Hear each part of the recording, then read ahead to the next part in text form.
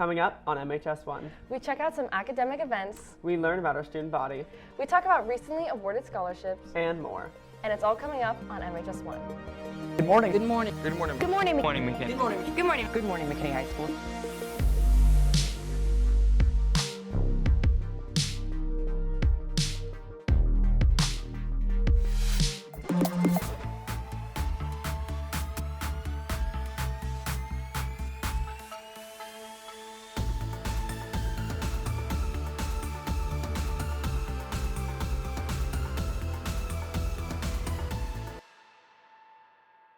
Good morning, McKinney High School. Today is Thursday, April 6th. I'm Rocco Pisano. And I'm Morgan Wasserman, and you're watching MHS1. Our science department is back with the annual Physics Olympics. To bring you the story, here's Charlie Taylor. I think it's riding the brake is what works. MISD's 8th Annual Physics Olympics is just around the corner. On this episode, we got a chance to get a closer look at what this beloved event is all about.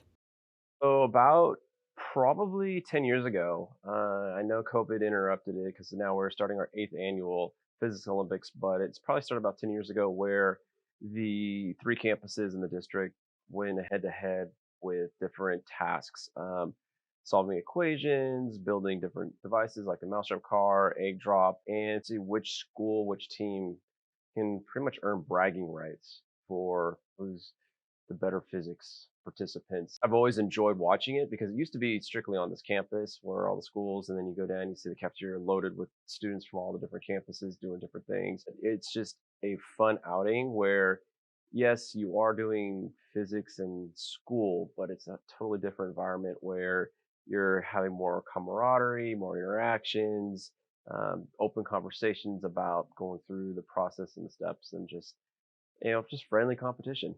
Nick Shields, a student representing McKinney High this year, gave his thoughts about the occasion. I thought it was going to be really fun to spend time with friends, doing something fun, and you get out of class for the day. So that's the real reason. I'm really excited to ride the bike as slow as possible. I'm going to be doing that one, and I'll see if I can show up for the team. The event kicks off April 11th. Be sure to wish our Lion scientists good luck. This has been Charlie Taylor reporting for MHS1. What's that instrument? It's the bassoon! My name is Caitlin Neese. I'm a senior and I play the bassoon. I play in bass and tenor clef. I'm also a low reed, so I'm the lower version of the double reed. And so I play both with like the low brass and then with the high woodwinds if I have the melody. I started in 6th grade, but sometimes they let you transfer instruments, play it for years, and they let you do it in high school, pretty much. I'm going to a small college and there's not a music degree really for bassoon players, and so I will play in orchestras there, but like not very much.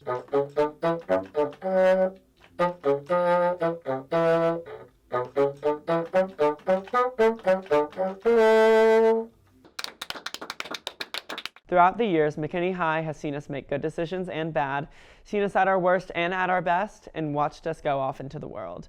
To tell one of the hundreds of stories that occurred here at McKinney High School, here's Lazla Nieto, Kimberly Vega, and Andrea Carvajal to tell us the story of Grisela.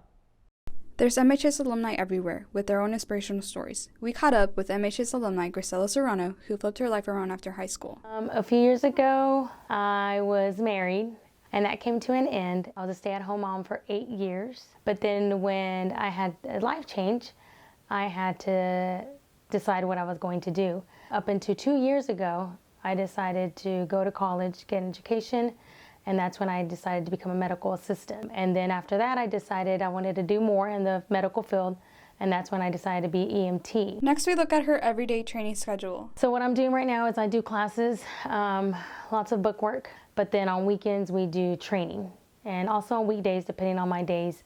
I am currently at the fire station right now. I have to do so many hours a month, and then I have to do the book work, and then I have to work on skills. My EMT took a year, and firefighters should take a year.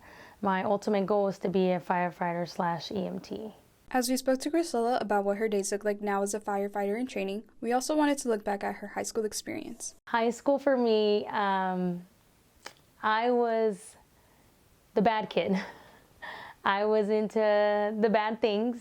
I didn't care about high school. I didn't know if I was going to graduate. I lived day by day, and I didn't care about the future at that time. In my senior year at McKinney High, and I had just turned 17 when I found out I was pregnant. I didn't even know if I was going to graduate. I think I had even just stopped going to school for a little bit. That was the biggest thing, just graduate. And I remember I walked the stage, and my daughter was sitting there watching me walk the stage. Although Grisella's high school experience wasn't an ideal one, she was able to learn and reflect from her choices in high school. So being in high school, I will tell you, don't give up. I think there's many challenges, and so I think my advice definitely would be own yourself, own up to what you're doing, and figure out a way, graduate, make it through, but think about the future, because that's what I didn't do. It takes bravery and perseverance to enter such a selfless career, and we are proud to cover an MHS alumni who has put in so much work to help others despite the challenges she has faced. This has been Nasa Nieto, Kimberly Vega, and Andrea Carvajal reporting for MHS1.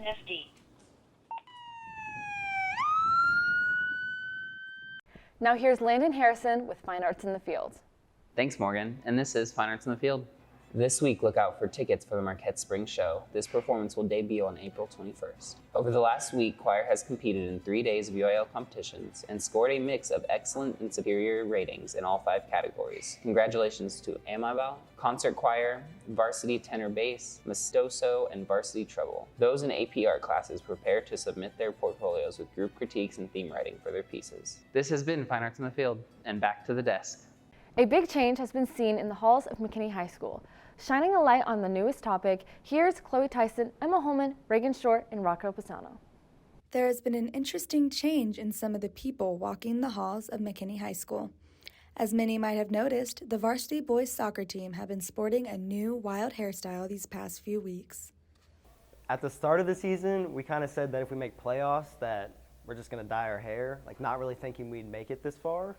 But then we made it that far, and so we just decided to dye it. It originally started with an idea coming from like South Lake Carroll, the football team, they all dye their hair blonde when they make playoffs. So we kind of just went through with the idea that someone came up with, and we did it. Yeah, most people went with the buzz and a bleach, but I really didn't want to buzz my hair, so I decided to get a mullet and bleach it instead. With the fun new hairstyles walking around campus, it's been nearly impossible for it to go unnoticed. The reaction from students was, everybody was giggling. It was like you got a lot of laughs. The teachers loved it. I mean, the teachers loved what we did, but students, everybody thought it was just funny. Like, I don't think anybody really hated it, Everybody realized what we were doing, and they weren't trying to be mean about it. I love it, because every time we see the kids with the blonde hair, it means one thing. We've made it to the postseason, so that's always a good thing. I don't know. It was kind of weird. I didn't expect it. I thought it was funny, but I thought it looked terrible. I was like, that's back again? It's giving Backstreet Boys and NSYNC, but we love it and we're here for it.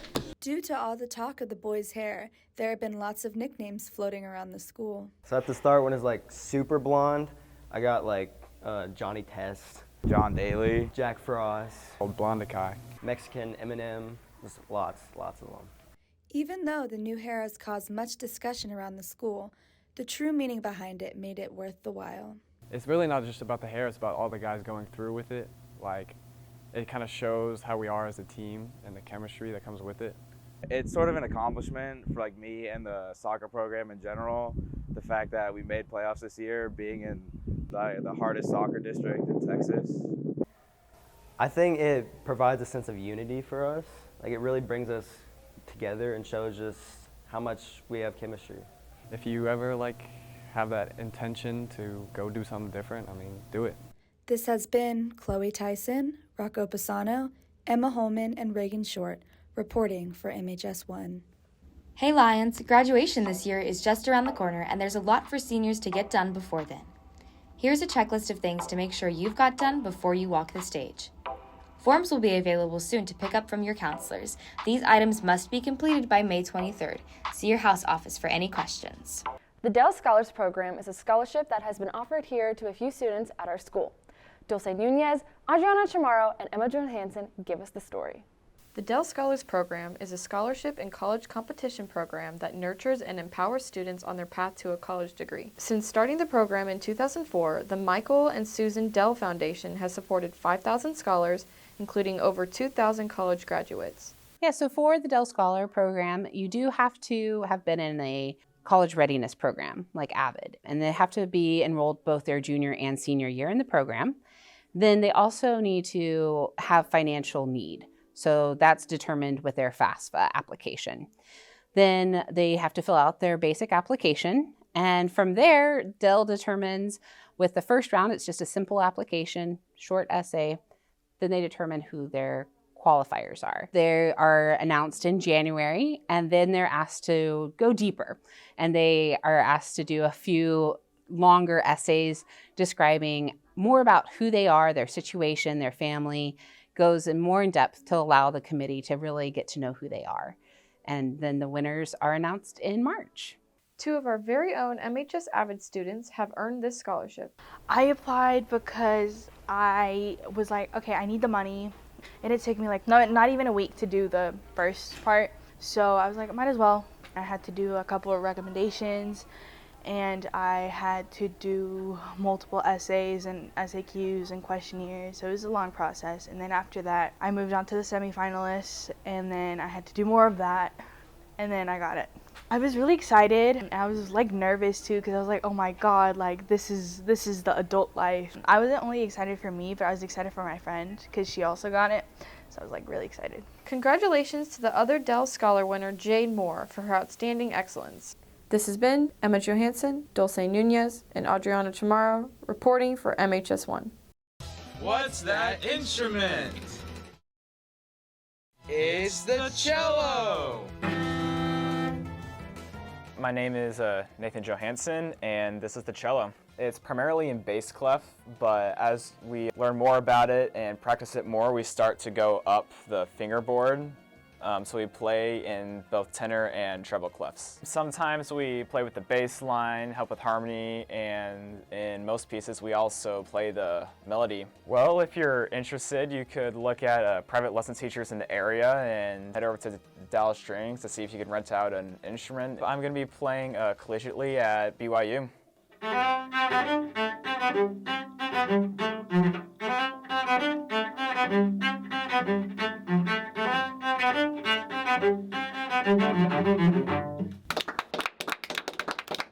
Now, here's Ava Grajeda with our sports.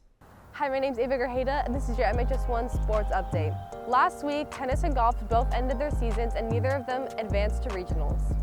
Last week, baseball lost to Boyd and Braswell, and softball lost to Prosper and Little Elm. Last Friday, junior Caden Scattis broke the school record for career strikeouts with 397 strikeouts. Now myself and Champ Presley bring you a story on Keldrick Luster. Some people are born with passion, persistence, and drive. Drive that can take you from high school football to a spot on a Division I roster. When opportunities do not come your way, you chase them. And now, introducing your McKinney High School quarterback, number 12, Keldrick Luster. Senior Keldrick Luster, a 5'10" quarterback from Dallas, Texas, has played football since he was 4 years old. Despite all the doubt from outsiders, Keldrick committed to play quarterback at Division I Southern Methodist University. Luster committed on May 1st of 2022. I think it's important to know that Keldrick's future is very, very bright. I think he's also a guy that has a chip on his shoulder because he's been told all his life due to his height, due to all these various reasons that he can't play college football, he can't be a Division I college player, or that he's not a quarterback, that he should be a running back or play a defensive position. I think the people that don't think that he is a college football quarterback will be proven wrong over the next 3 years in his time at SMU. My next step in my journey, obviously to get up there and compete, become the starting quarterback, and to build a life after football. He's a kid that I'm extremely proud of what he's done, and I haven't even seen all the work that he's put in. So continue to do what he has been doing. He's a great role model, and then I hope he keeps coming back so I can keep sending my kids, my own kids around them so they can see how a high school kid is supposed to carry themselves into a college kid. Although Keldrick was thrown into a leadership position his first year at McKinney High, he led by example and pushed his team through district and through playoffs. And he leads. The first thing I would say is a kid that loves football and a born leader. Does everything right, everything he's supposed to do, wants to be really good as a leader, but doesn't necessarily lead, isn't a big rah-rah guy, doesn't yell at anyone, doesn't really get anyone hyped up. He's just a guy that, this doesn't happen very often, but as a coach, a lot of times you got a lot of anxiety going into a game, and other coaches might kind of calm you down with their presence. Very seldom does a player calm you down with just their presence, and that's what Keldrick brings. And like I said, I just don't think that happens very often at the high school level. So he was the quarterback for our team, obviously. So really the quarterback has to be the leader of the football team. He's the most important position on the field. He's the one who called the shots. So yeah, he was just a great vocal leader, led by example, and just did great things on and off the field for us this year. I think what sets Keldrick apart from other players that I've worked with in the past is just his maturity. I think he comes to work every day just like a grown man, blue collar, brings his lunch pail, and he's just here to work. He's here to do what needs to be done for the day, and then he leaves. And there's not a lot of flash, not a lot of talk. He just comes in, he gets his work done, and then he leaves, and he's consistent with it, and he makes an impact with the people that are around him when he's doing that. The impact McKinney High had on me is really the standard we set over the summer. I wasn't here last year, obviously, but I knew the guys that played and that came back this year, they had a lot riding on their back. We are so proud of Keldrick as a person and as a player, and we cannot wait to watch him at SMU. Anywhere you go, fam, everywhere you go, be the best version of yourself and just go be great and do great things. This has been Ava Grajeda, Champ Presley, and Mallory Anderson reporting for MHS1.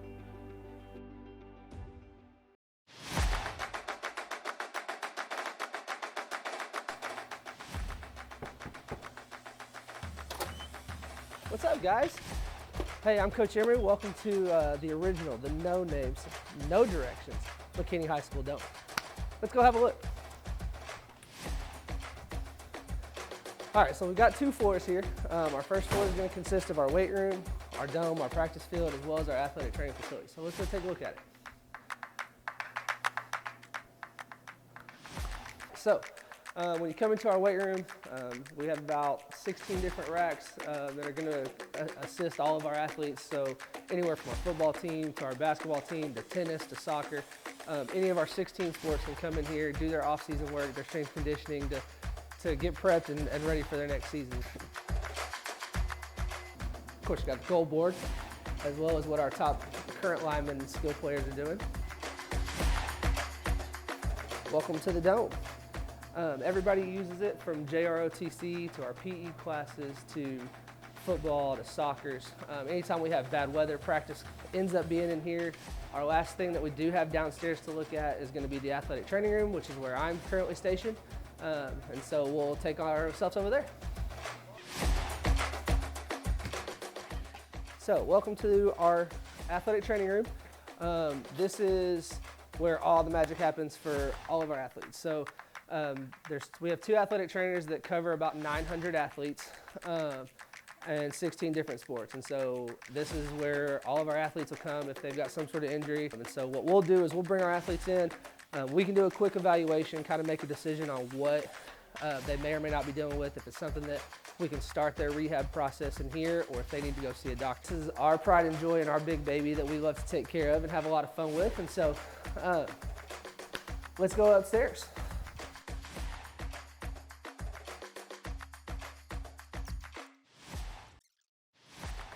Here's our upstairs. So we've got a couple coaches' offices up here, a couple classrooms as well, and then our wrestling room, which should turn on when I open the door. We'll see.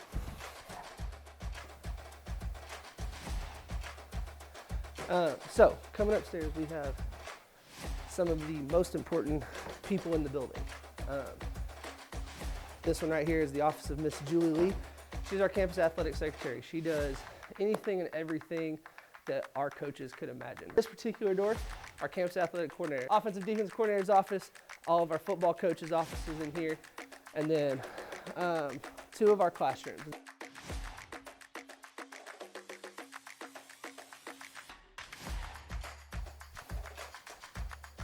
And our wrestling room. I think that's everything we've got up here. So it's been nice showing y'all the crib, but you gotta go now. See you later.